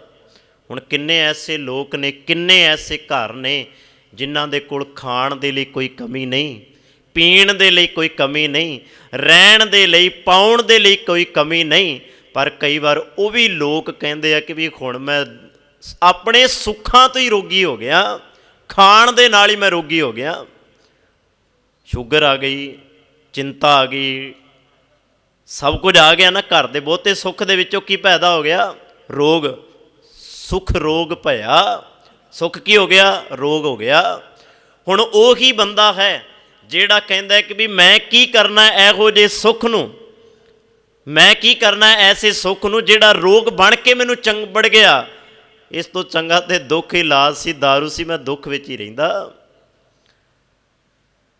ਇੱਕ ਬੇਨਤੀ ਹੋਰ ਕਰਾਂ, ਹਮੇਸ਼ਾ ਇਹ ਖਿਆਲ ਰੱਖਿਓ ਦੋਵੇਂ ਚੀਜ਼ਾਂ ਦਾ ਬੰਦੇ ਦੇ ਕੋਲ ਹੋਣਾ ਬੜਾ ਜ਼ਰੂਰੀ ਹੈ। ਇਸ ਚੀਜ਼ ਦੇ ਨਾਲ, ਦੁੱਖ ਦੇ ਨਾਲ ਨਾ ਬੰਦੇ ਦੀ ਪਰਖ ਵੀ ਕੀਤੀ ਜਾ ਸਕਦੀ ਹੈ। ਹੁਣ ਜਿਹੜਾ ਬੰਦਾ ਸੁਖੀ ਹੈ, ਕੱਲ੍ਹ ਨੂੰ ਦੁੱਖ ਆ ਗਿਆ। ਜਿਹੜੇ ਬੰਦੇ ਸੁੱਖ ਵੇਲੇ ਚਾਰ ਉਹਦੇ ਕੋਲ ਆ ਕੇ ਬਹਿੰਦੇ ਸਨ, ਪਤਾ ਲੱਗ ਜਾਂਦਾ ਬੰਦੇ ਨੂੰ ਕਿ ਵੀ ਹੁਣ ਇਹ ਮੇਰੇ ਕੋਲ ਬਹੇਗਾ ਕਿ ਨਹੀਂ ਬਹੇਗਾ। ਕਿਉਂਕਿ ਦੁੱਖ ਦੇ ਹਾਣੀ ਥੋੜ੍ਹਾ ਹੁੰਦੇ ਆ, ਸਾਰੇ ਤਾਂ ਸੁੱਖ ਦੇ ਹਾਣੀ ਨੇ, ਸਾਰੇ ਸੁੱਖ ਦੇ ਮਿੱਤਰ ਆ। ਅਤੇ ਮਹਾਰਾਜ ਕਹਿੰਦੇ ਆ ਦੁੱਖ ਦਾਰੂ, ਦੁੱਖ ਨੂੰ ਦਾਰੂ ਬਣਾ। ਸੁੱਖ ਰੋਗ ਭਇਆ, ਸੁੱਖ ਜਿਹੜਾ ਉਹ ਰੋਗ ਬਣ ਕੇ ਚੰਬੜ ਜਾਵੇਗਾ। ਦੁੱਖ ਦਾਰੂ ਸੁੱਖ ਰੋਗ ਭਇਆ, ਜਾਂ ਸੁੱਖ ਤਾਮ ਨਾ ਹੋਈ। ਅਤੇ ਤੀਜੀ ਗੱਲ ਮਹਾਰਾਜ ਨੇ ਕੀਤੀ ਹੈ, ਕਹਿਣ ਲੱਗੇ ਤਾਮ ਕੋਈ, ਕਹਿਣ ਲੱਗੇ ਉਹ ਅਸਲ ਸੁੱਖ ਹੈ ਜਿਹੜਾ ਅਧਿਆਤਮਕ ਅੰਦਰ ਆਨੰਦ ਪੈਦਾ ਕਰਦੇ, ਜਿਹਨੂੰ ਮਹਾਰਾਜ ਕਹਿੰਦੇ ਆ ਘਰ ਸੁੱਖ ਵਸਿਆ ਬਾਹਰ ਸੁੱਖ ਪਾਇਆ, ਕਹੋ ਨਾਨਕ ਗੁਰ ਮੰਤਰ ਦ੍ਰਿੜਾਇਆ। ਇਹ ਕੀ ਹੈ ਜੀ? ਸਾਡਾ ਆਤਮਕ ਸੁੱਖ। ਅਤੇ ਆਤਮਕ ਸੁੱਖ ਜਿਹੜਾ ਹੈ ਉਹ ਗੁਰੂ ਕੋਲੋਂ ਪ੍ਰਾਪਤ ਹੁੰਦਾ ਹੈ। ਅਤੇ ਜਿਹੜੇ ਗੁਰੂ ਕੋਲੋਂ ਜਦੋਂ ਪ੍ਰਾਪਤ ਹੁੰਦਾ ਫਿਰ ਗੁਰੂ ਕੀ ਕਹਿੰਦਾ? ਦੁੱਖ ਰੋਗ, ਸਾਡੇ ਜਿੰਨੇ ਵੀ ਦੁੱਖ ਨੇ ਰੋਗ ਨੇ, ਦੁੱਖ ਰੋਗ ਸੰਤਾਪ ਉਤਰੇ। ਸੁਣੀ ਸੱਚੀ ਬਾਣੀ ਅਧਿਆਤਮਕ ਸੁੱਖ ਦੇ ਦਿੰਦਾ ਹੈ, ਅੰਦਰ ਦਾ ਸੁੱਖ ਦੇ ਦਿੰਦਾ ਹੈ। ਅਸੀਂ ਤਨ ਕਰਕੇ ਵੀ ਦੁਖੀ, ਮਨ ਕਰਕੇ ਵੀ ਦੁਖੀ, ਕਿ ਦੋ ਚੀਜ਼ਾਂ ਦੇ ਮਾਨਸਿਕ ਤੌਰ ਤੇ ਜਾਂ ਬੰਦਾ ਦੁਖੀ ਹੋਏਗਾ ਜਾਂ ਤਨ ਕਰਕੇ ਦੁਖੀ ਹੋਏਗਾ। ਬਾਹਰ ਦੇ ਦੁੱਖ ਜਿਹੜੇ ਆ ਉਹ ਸਰੀਰ ਦੇ ਲਈ ਆ, ਤੇ ਅੰਦਰ ਦੇ ਦੁੱਖ ਚੇਤੇ ਰੱਖਣਾ ਉਹ ਮਹਾਰਾਜ ਨੇ ਬਾਣੀ ਵਿੱਚ ਬਿਆਨ ਕੀਤੇ ਆ। ਵਾਸ਼ਨਾਵਾਂ ਵਿੱਚ ਘਿਰਨਾ, ਵਿਕਾਰਾਂ ਦੇ ਵਿੱਚ ਕਾਮ, ਕ੍ਰੋਧ, ਲੋਭ, ਮੋਹ, ਹੰਕਾਰ, ਇਹ ਕੀ ਆ? ਸਾਡੇ ਮਾਨਸਿਕ ਦੁੱਖ ਨੇ। ਹੰਕਾਰ ਵਿੱਚ ਰਹਿਣਾ, ਕ੍ਰੋਧ ਵਿੱਚ ਰਹਿਣਾ, ਈਰਖਾ, ਨਫ਼ਰਤ, ਦਵੈਸ਼ਤਾ ਦੇ ਨਾਲ ਭਰੇ ਰਹਿਣਾ, ਇਹਨੂੰ ਕੀ ਕਹਿੰਦੇ ਆ? ਮਾਨਸਿਕ ਦੁੱਖ। ਤੇ ਅੱਜ ਬੰਦੇ ਦੇ ਕੋਲ ਜਿੱਥੇ ਬਾਹਰੀ ਤੌਰ ਤੇ ਦੁੱਖ ਆ ਨਾ, ਤਨ ਨੂੰ ਦੁੱਖ ਲੱਗ ਗਏ, ਸਰੀਰ ਨੂੰ ਦੁੱਖ ਲੱਗ ਗਏ, ਬੰਦਾ ਦੁਖੀ ਤਾਂ ਹੈ ਹੀ ਹੈ, ਪਰ ਆਪਣੇ ਆਪ ਨੂੰ ਮਾਨਸਿਕ ਤੌਰ ਤੇ ਵੀ ਦੁਖੀ ਕਰੀ ਬੈਠਾ। ਆਪਾਂ ਮਾਨਸਿਕ ਤੌਰ ਤੇ ਵੀ ਦੁਖੀ ਹਾਂ। ਸੋ ਮਹਾਰਾਜ ਕਹਿੰਦੇ ਆ, ਜਾਂ ਸੁਖ ਤਾਮ ਨਾ ਹੋਈ, ਉਹਨੂੰ ਕਦੀ ਵੀ ਚੇਤੇ ਰੱਖਣਾ, ਦੁੱਖ ਨਹੀਂ ਲੱਗ ਸਕਦਾ ਜਿਹੜਾ ਅੰਦਰੋਂ ਆਤਮਿਕ ਤੌਰ ਤੇ ਸੁਖੀ ਹੋ ਗਿਆ। ਆਪਾਂ ਇਹ ਆਤਮਿਕ ਤੌਰ ਤੇ ਸੁਖੀ ਹੋਣਾ। ਹੁਣ ਤੁਸੀਂ ਕਹੋਗੇ ਕਿ ਵੀ ਵੱਡੇ ਵੱਡੇ ਜਪੀ ਤਪੀ ਜਿਹੜੇ ਰੱਬ ਨੂੰ ਜਪਣ ਵਾਲੇ, ਫਿਰ ਉਹਨਾਂ ਕੋਲ ਦੁੱਖ ਕਿਵੇਂ ਆ ਗਿਆ? ਉਹਨਾਂ ਕੋਲ ਸੁੱਖ ਕਿਉਂ ਨਾ ਆਇਆ? ਔਖੀਆਂ ਘੜੀਆਂ ਤੇ ਉਹਨਾਂ ਤੇ ਵੀ ਬਣ ਆਉਂਦੀਆਂ ਰਹੀਆਂ। ਪਿਆਰਿਓ, ਬਾਹਰੀ ਤੌਰ ਤੇ ਦੁੱਖ ਹੋ ਸਕਦਾ ਹੈ, ਪਰ ਅੰਦਰੂਨੀ ਤੌਰ ਤੇ ਉਹ ਕਿੰਨੇ ਆਨੰਦ ਵਿੱਚ ਨੇ, ਇਹ ਵੀ ਤਾਂ ਸਾਨੂੰ ਵੇਖਣਾ ਪਏਗਾ ਨਾ। ਹੁਣ ਕਈ ਇਹ ਸਵਾਲ ਕਰਦੇ ਆ ਜੀ, ਧੰਨ ਗੁਰੂ ਅਰਜਨ ਦੇਵ ਮਹਾਰਾਜ ਸੱਚੇ ਪਾਤਸ਼ਾਹ ਤੱਤੀ ਤਵੀ ਤੇ ਬਹਿ ਗਏ, ਕਿ ਉਹਨਾਂ ਨੂੰ ਦੁੱਖ ਨਹੀਂ ਮਿਲਿਆ? ਮੈਂ ਕਹਿੰਦਾ ਦੁੱਖ ਮਿਲਿਆ, ਉਹਨਾਂ ਆਇਆ ਦੁੱਖ, ਉਹਨਾਂ ਦੇ ਕੋਲ ਦੁੱਖ ਆਇਆ, ਸਰੀਰ ਤੇ ਕਸ਼ਟ ਆਇਆ। ਸਰੀਰ ਲੋਕ ਭਾਵੇਂ ਬਾਹਰੋਂ ਦੁਖੀ ਕਰ ਰਹੇ ਆ, ਪਰ ਅੰਦਰ ਤਾਂ ਟਿਕਿਆ ਹੋਇਆ ਨਾ। ਜਿਵੇਂ ਸਿਆਣੇ ਕਹਿੰਦੇ ਆ ਨਾ, ਸਮੁੰਦਰ ਦੀਆਂ ਛੱਲਾਂ ਬਾਹਰ ਹੀ ਨੇ, ਅੰਦਰੋਂ ਤਾਂ ਵੇਖੋਗੇ ਗਹਿਰਾਈ ਦੇ ਅੰਦਰ ਤੇ ਸਮੁੰਦਰ ਸ਼ਾਂਤ ਹੈ, ਸ਼ਾਂਤ ਹੈ ਬਿਲਕੁਲ ਸਮੁੰਦਰ। ਬਸ ਕਹਿਣ ਲੱਗੇ ਕਿ ਉਹਨਾਂ ਨੇ ਆਪਣੇ ਅੰਦਰ ਨੂੰ ਸਮੁੰਦਰ ਬਣਾ ਲਿਆ, ਅੰਦਰੋਂ ਸ਼ਾਂਤ ਨੇ, ਅੰਦਰੋਂ ਸੁਖੀ ਨੇ। ਇਸ ਕਰਕੇ ਕਹਿੰਦੇ ਆ, ਔਖੀ ਘੜੀ ਨਾ ਦੇਖਣ ਦੇਈ, ਆਪਣਾ ਬਿਰਦ ਸੰਭਾਲੇ। ਉਹਨਾਂ ਦੇ ਫਿਰ ਔਖੀ ਘੜੀ ਆਉਂਦੀ ਨਹੀਂ, ਦੁੱਖ ਆਉਂਦਾ ਹੀ ਨਹੀਂ। ਬਾਹਰੋਂ ਭਾਵੇਂ ਜਿੰਨਾ ਮਰਜ਼ੀ ਕੋਈ ਤੜਫਾਈ ਜਾਵੇ, ਜਿੰਨੇ ਮਰਜ਼ੀ ਤਸੀਹੇ ਦਿੰਦਾ ਰਵੇ, ਸਰੀਰ ਦਾ ਪਤਾ ਹੈ ਕਿ ਵੀ ਇੱਕ ਦਿਨ ਨਾਸ਼ ਹੋਏਗਾ, ਅੱਜ ਵੀ ਹੋਣਾ, ਕੱਲ੍ਹ ਵੀ ਹੋਣਾ। ਚਿੰਤਾ ਸਰੀਰ ਦੀ ਨਹੀਂ ਹੈ, ਚਿੰਤਾ ਅੰਦਰ ਮਨ ਦੀ ਹੈ ਕਿ ਵੀ ਮਨ ਨਾ ਡਿੱਗੈ, ਤਨ ਕਾਹੇ ਕੋ ਡਰਾਹੀ। ਤਨ ਭਾਵੇਂ ਚਲਿਆ ਜਾਵੇ, ਸਰੀਰ ਚਲਿਆ ਜਾਵੇ, ਪਰ ਮਨ ਨਹੀਂ ਥਿੜਕਣਾ ਚਾਹੀਦਾ। ਬਾਬਾ ਬੰਦਾ ਸਿੰਘ ਬਹਾਦਰ, ਪੜ੍ਹਿਓ ਇਤਿਹਾਸ ਕਦੀ ਉਹਨਾਂ ਦਾ, ਭਾਵੇਂ ਜੰਬੂਰਾਂ ਦੇ ਨਾਲ ਮਾਸ ਖਿੱਚਿਆ ਜਾ ਰਿਹਾ, ਮਾੜੀ ਜੀ ਚੁੰਡੀ ਵੱਢਦੀ ਹੈ ਨਾ ਆਪਣੇ ਆਪ ਨੂੰ, ਕੋਈ ਵੱਢਦਾ ਹੈ ਤੇ ਕਿੰਨਾ ਦਰਦ ਹੁੰਦਾ, ਸਾਨੂੰ ਹੁੰਦਾ ਨਾ ਦਰਦ। ਕੁਰਲਾ ਉੱਠਦੇ ਹਾਂ ਅਸੀਂ, ਤੜਫ ਉੱਠਦੇ ਹਾਂ, ਦੁਖੀ ਹੋ ਜਾਂਦੇ ਹਾਂ ਆਪਾਂ ਕਿ ਵੀ ਮੇਰੇ ਚੁੰਡੀ ਵੱਢੀ ਗਈ, ਮੇਰੇ ਦਰਦ ਹੋਇਆ। ਦਰਦ ਇਹ ਹੁੰਦਾ ਨਾ ਜੀ, ਜੰਬੂਰਾਂ ਦੇ ਨਾਲ ਮਾਸ ਖਿੱਚਿਆ ਗਿਆ ਉਹਦਾ, ਪੁੱਛੋ ਕਿਤੇ ਤਨ ਤੇ ਉਹਨੂੰ ਦਰਦ ਹੋਇਆ ਹੋਏਗਾ? ਪਿਆਰਿਓ ਨਹੀਂ, ਜਿਨ੍ਹਾਂ ਨੇ ਮਾਨਸਿਕ ਤੌਰ ਤੇ ਆਪਣੇ ਆਪ ਨੂੰ ਉੱਚਾ ਬਣਾ ਲਿਆ ਨਾ, ਭਾਵੇਂ ਉਹਨਾਂ ਜੰਬੂਰਾਂ ਨਾਲ ਮਾਸ ਖਿੱਚ ਦਿਓ, ਭਾਵੇਂ ਚਰਖੜੀਆਂ ਤੇ ਚਾੜ ਦਿਓ, ਭਾਵੇਂ ਉਹਨੂੰ ਦੇਗਾਂ 'ਚ ਉਬਾਲ ਦਿਓ, ਭਾਵੇਂ ਆਰਿਆਂ ਨਾਲ ਚੀਰ ਦਿਓ, ਮਹਾਰਾਜ ਕਹਿੰਦੇ ਕੋਈ ਫਰਕ ਨਹੀਂ ਪੈਂਦਾ, ਕਿਉਂਕਿ ਮਾਨਸਿਕ ਤੌਰ ਤੇ ਬੜੇ ਸੁਖੀ ਨੇ, ਅੰਦਰੋਂ ਬੜੇ ਆਨੰਦ ਵਿੱਚ ਨੇ। ਇਹਨੂੰ ਮਹਾਰਾਜ ਕਹਿੰਦੇ ਆ, ਜਾਂ ਸੁਖ ਤਾਮ ਨਾ ਹੋਈ। ਆਤਮਿਕ ਸੁੱਖ ਜਿਹਨੂੰ ਮਿਲ ਗਿਆ, ਮਹਾਰਾਜ ਕਹਿੰਦੇ ਫਿਰ ਉਸ ਅਵਸਥਾ ਦੇ ਵਿੱਚ ਹੀ ਉਹ ਜੰਮਦਾ ਹੈ। ਫਿਰ ਮਹਾਰਾਜ ਅੱਗੇ ਕਹਿੰਦੇ ਆ, ਤੂੰ ਕਰਤਾ ਕਰਨਾ। ਇਹਦਾ ਵਿਸ਼ਰਾਮ ਆਪਾਂ ਕਰਨਾ ਤੇ ਕਰਾਂਗੇ ਜੀ। ਕਈ ਵਾਰ ਪੜ੍ਹਦੇ ਹਾਂ ਸਾਨੂੰ ਪਤਾ ਨਹੀਂ ਲੱਗਦਾ, ਤੂੰ ਕਰਤਾ ਕਰਨਾ, ਮੈਂ ਨਹੀਂ ਜਿਹੜੇ ਇਹ ਸਾਡੇ ਲਈ ਕਿ ਮੈਂ ਕੁਝ ਨਹੀਂ ਕਰ ਸਕਦਾ। ਤੂੰ ਕਰਤਾ ਕਰਨਾ, ਹੇ ਪਰਮਾਤਮਾ ਤੂੰ ਕਰਤਾ ਹੈ, ਭਾਵ ਸਾਰਾ ਕੁਝ ਸਾਜਣ ਵਾਲਾ, ਸਾਰਾ ਕੁਝ ਬਣਾਉਣ ਵਾਲਾ, ਜਿਹਨੂੰ ਰੋਜ਼ ਪੜ੍ਹਦੇ ਹੋ ਕਰਤਾ ਪੁਰਖ। ਤੂੰ ਕਰਤਾ ਕਰਨਾ, ਕਰਨ ਵਾਲਾ, ਮੈਂ ਨਹੀਂ, ਮੈਂ ਤੇ ਕੁਝ ਵੀ ਨਹੀਂ ਹਾਂ। ਅੱਗੇ ਮਹਾਰਾਜ ਕਹਿੰਦੇ, ਜਾਹੋ ਕਰੀ ਨਾ ਹੋਈ, ਮੇਰੀ ਸਮਝ ਤੋਂ ਬਾਹਰ ਹੈ, ਕਿਉਂਕਿ ਤੇਰੀ ਸਮਝ ਸਭ ਤੋਂ ਵੱਡੀ ਹੈ। ਤੇਰੀ ਜਿਹੜੀ ਸਿਆਣਪ ਹੈ, ਤੇਰੀ ਜਿਹੜੀ ਅਕਲ ਹੈ, ਉਹ ਸਭ ਤੋਂ ਵੱਡੀ ਹੈ। ਤੇਰੀ ਅਕਲ ਨੂੰ ਬਿਆਨ ਨਹੀਂ ਕੀਤਾ ਜਾ ਸਕਦਾ। ਮੈਂ ਸਮਝਦਾ ਜਿੰਨਾ ਕੁ, ਉਹਨਾਂ ਕੁ ਸਮਝ ਲੱਗਦਾ, ਪਰ ਉਸ ਤੋਂ ਬਾਹਰ ਮੇਰਾ ਕੱਖ ਵੀ ਨਹੀਂ। ਇਸ ਕਰਕੇ ਮੈਂ ਕੁਝ ਵੀ ਨਹੀਂ ਹਾਂ।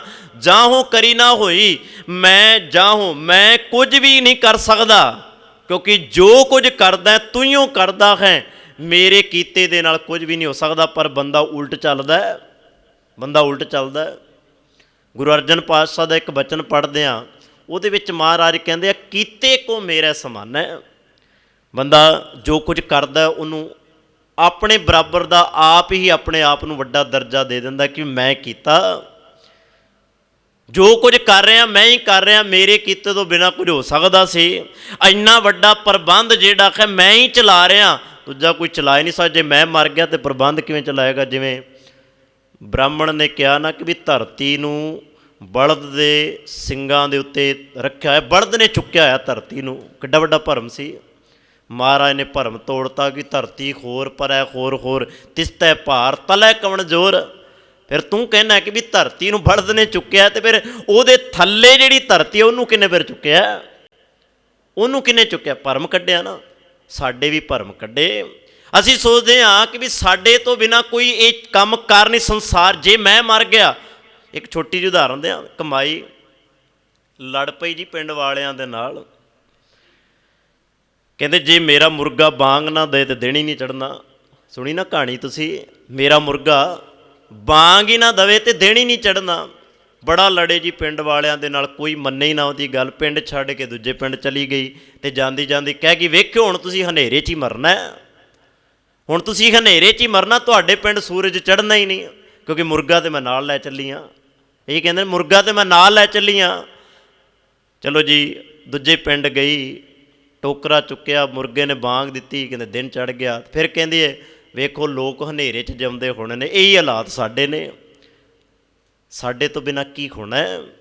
ਪਿਆਰਿਓ ਨਹੀਂ, ਸਾਡੇ ਰਹਿਣ 'ਤੇ ਵੀ ਸੰਸਾਰ ਚੱਲਣਾ ਹੈ ਅਤੇ ਸਾਡੇ ਜਾਣ ਤੋਂ ਬਾਅਦ ਵੀ ਸੰਸਾਰ ਚੱਲਣਾ ਹੈ। ਆਪਾਂ ਰਹਿ ਰਹੇ ਹਾਂ ਤਾਂ ਵੀ ਸੰਸਾਰ ਚੱਲ ਰਿਹਾ ਹੈ, ਜੇ ਨਹੀਂ ਰਵਾਂਗੇ ਤਾਂ ਵੀ ਸੰਸਾਰ ਚੱਲਣਾ ਹੈ। ਦੋਵੇਂ ਚੀਜ਼ਾਂ ਨੇ। ਮੇਰੇ ਵਰਗੇ ਪ੍ਰਚਾਰ ਕੀਰਤਨੀਏ ਢਾਡੀ ਇਹ ਸੋਚਦੇ ਨੇ ਕਿ ਵੀ ਸਾਡੇ ਤੋਂ ਬਿਨਾਂ ਪ੍ਰਚਾਰ ਨਹੀਂ ਹੋਣਾ, ਹੋ ਜਾਣਾ ਹੈ। ਪ੍ਰਬੰਧਕ ਸੋਚਦੇ ਆ ਕਿ ਵੀ ਸਾਡੇ ਤੋਂ ਬਿਨਾਂ ਪ੍ਰਬੰਧ ਨਹੀਂ ਕਿਸੇ ਨੇ ਚਲਾ ਪਾਉਣਾ, ਸਭ ਕੁਝ ਚੱਲੀ ਜਾਣਾ, ਸਭ ਕੁਝ ਹੋਣਾ। ਮਹਾਰਾਜ ਕਹਿੰਦੇ ਆ, ਹਉਮੈ ਦਾ ਟੋਕਰਾ ਸਾਰੇ ਆਪਣੇ ਸਿਰ 'ਤੇ ਚੁੱਕੀ ਫਿਰਦੇ ਆ, ਹੰਕਾਰ ਦਾ ਟੋਕਰਾ। ਸੇਵਾ ਦਾ ਟੋਕਰਾ ਕਿਸੇ ਦੇ ਸਿਰ 'ਤੇ ਨਹੀਂ ਹੈ ਕਿ ਵੀ ਸੇਵਾ ਕਰਨੀ ਹੈ, ਹੰਕਾਰ ਦਾ ਹੈ। ਕੁਰਸੀਆਂ ਲਈਆਂ ਹੀ ਤਾਂ ਜਾਂਦੀਆਂ ਨੇ ਕਿ ਵੀ ਹੰਕਾਰ ਦਾ ਟੋਕਰਾ ਹੈ, ਮੈਂ ਕੁਝ ਕਰਾਂਗਾ, ਕਰਦਾ ਕੁਝ ਵੀ ਨਹੀਂ।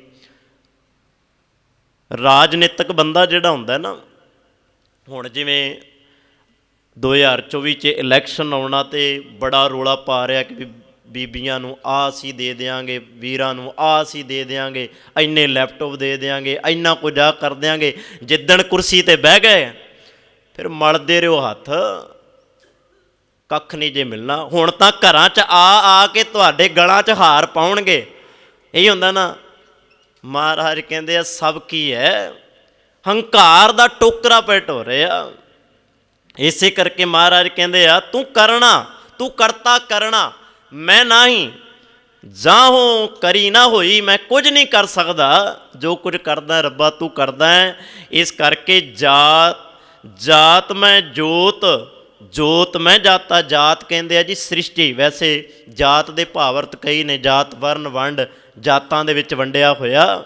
ਇੱਥੇ ਜਾਤ ਦੇ ਅਰਥ ਨੇ ਸ੍ਰਿਸ਼ਟੀ। ਜਾਤ ਮੈਂ ਸ੍ਰਿਸ਼ਟੀ ਦੇ ਵਿੱਚ, ਜੋਤ ਜੋਤ ਮੈਂ ਜਾਤਾ। ਮਹਾਰਾਜ ਕਹਿੰਦੇ ਤੂੰ ਹੀ ਰਵਿਆ ਹੋਇਆ, ਤੂੰ ਹੀ ਬੈਠਾ ਹੋਇਆ, ਅਕਲ ਕਲਾ ਭਰਪੂਰ। ਇਹਨੂੰ ਅਕਲ ਪੜ੍ਹਦੇ ਹਾਂ ਜੀ ਆਪਾਂ। ਅਕਲ, ਅਕਲ ਭਾਵ ਅਰਥ ਨੂੰ ਕਦੀ ਵਿਚਾਰਿਓ ਅਸਲ ਦੇ ਵਿੱਚ। ਅਕਲ ਕਲਾ ਭਰਪੂਰ ਰਹਿਆ, ਕਹਿਣ ਲੱਗੇ ਪਰਮਾਤਮਾ ਹਰੇਕ ਥਾਂ 'ਤੇ ਭਰਪੂਰ ਹੈ, ਹਰੇਕ ਥਾਂ 'ਤੇ ਬੈਠਾ ਹੈ। ਤੂੰ ਸੱਚਾ ਸਾਹਿਬ ਸਿਫਤ ਸਵਾਲਿਓ, ਜਿਨ ਕੀਤੀ ਸੋ ਪਾਰ ਪਿਆ। ਕਹਿਣ ਲੱਗੇ ਰੱਬਾ ਤੂੰ ਸੱਚਾ ਹੈ, ਸਾਹਿਬ ਹੈ, ਤੇਰੀ ਚਾਰੇ ਪਾਸੇ ਵਡਿਆਈ ਹੈ, ਤੇਰੀ ਸਾਰੇ ਪਾਸੇ ਸਿਫਤ ਪਈ ਹੋ ਰਹੀ ਹੈ, ਸੋ ਪਾਰ ਪਿਆ। ਜਿਨਨੇ ਤੇਰੀ ਵਡਿਆਈ ਨੂੰ ਕੀਤਾ, ਮਹਾਰਾਜ ਕਹਿੰਦੇ ਗੁਣ ਗਾਏ ਜਿਨਨੇ ਤੇਰੇ, ਉਹ ਵੀ ਪਾਰ ਹੋ ਗਿਆ, ਪਾਰ ਲੱਗ ਗਿਆ। ਕਹੋ ਨਾਨਕ ਕਰਤੇ ਕੀਆਂ ਬਾਤਾਂ। ਮਹਾਰਾਜ ਕਹਿੰਦੇ ਤੇ ਕਰਤੇ ਦੀਆਂ ਬਾਤਾਂ ਨੇ, ਇਹ ਨਾਨਕ ਕਹਿ ਇਹ ਕਰਤੇ ਦੀਆਂ ਬਾਤਾਂ ਨੇ, ਜੋ ਕਿਛ ਕਰਨਾ ਸੋ ਕਰ ਰੱਖਿਆ। ਜੋ ਕੁਝ ਕਰਦਾ ਹੈ ਉਹ ਕਰ ਹੀ ਰਿਹਾ ਹੈ। ਇਹ ਨਾ ਕਹਿ ਕਿ ਵੀ ਰੱਬ ਕੁਝ ਨਹੀਂ ਕਰਦਾ, ਜੋ ਕੁਝ ਕਰਾਂਗਾ ਮੈਂ ਹੀ ਕਰਾਂਗਾ। ਲਾਮੇ ਦਿੰਦੇ ਨਾ ਆਪਾਂ ਰੱਬ ਨੂੰ, ਕੰਮ ਨਾ ਬਣੇ ਸਾਡਾ ਕੋਈ, ਅਤੇ ਕਹਿੰਦੇ ਕਿ ਵੀ ਰੱਬ ਤਾਂ ਸਾਡਾ ਕੰਮ ਕਰਦਾ ਹੀ ਨਹੀਂ। ਰੱਬ ਤੇ ਸਾਡੇ ਕੰਮ ਕਰਦਾ ਹੀ ਨਹੀਂ, ਸਾਡੇ ਸਵਾਰਦਾ ਹੀ ਨਹੀਂ ਕਾਰਜ। ਹੁਣ ਜੇ ਆਪਾਂ ਕਾਰਜ ਹੀ ਗਲਤ ਲੈ ਬੈਠੇ ਹਾਂ, ਕੰਮ ਹੀ ਗਲਤ ਕਰ ਬੈਠੇ ਹਾਂ, ਤੇ ਰੱਬ ਕਿਵੇਂ ਸਵਾਰੇ ਉਹਨੂੰ?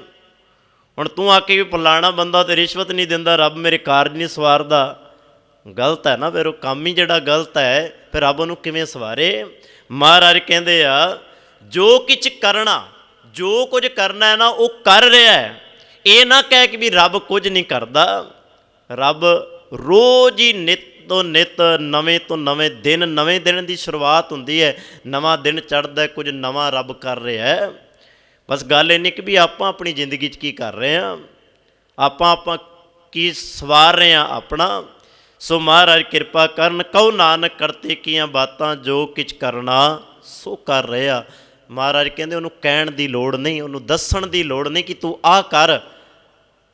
ਆਪਾਂ ਪੜ੍ਹਦੇ ਹਾਂ ਨਾ ਕਿ ਵੀ ਕੌਣ ਸਾਹਿਬ ਨੂੰ ਆਖੇ ਇੰਜ ਨਹੀਂ ਤੇ ਇੰਜ ਕਰ, ਹੈ ਨਾ ਜੀ। ਆਪਾਂ ਪੜ੍ਹਦੇ ਹਾਂ ਕਿ ਵੀ ਲੋਕਾਂ ਦਾ ਤਾਂ ਵੱਸ ਨਹੀਂ ਚੱਲਦਾ, ਜੇ ਰੱਬ ਕੋਲ ਹੋਵੇ ਤੇ ਰੱਬ ਨੂੰ ਕਹਿੰਦੇ ਇੱਦਾਂ ਨਹੀਂ ਇੱਦਾਂ ਕਰ, ਸਾਡੇ ਮੁਤਾਬਕ ਚੱਲ।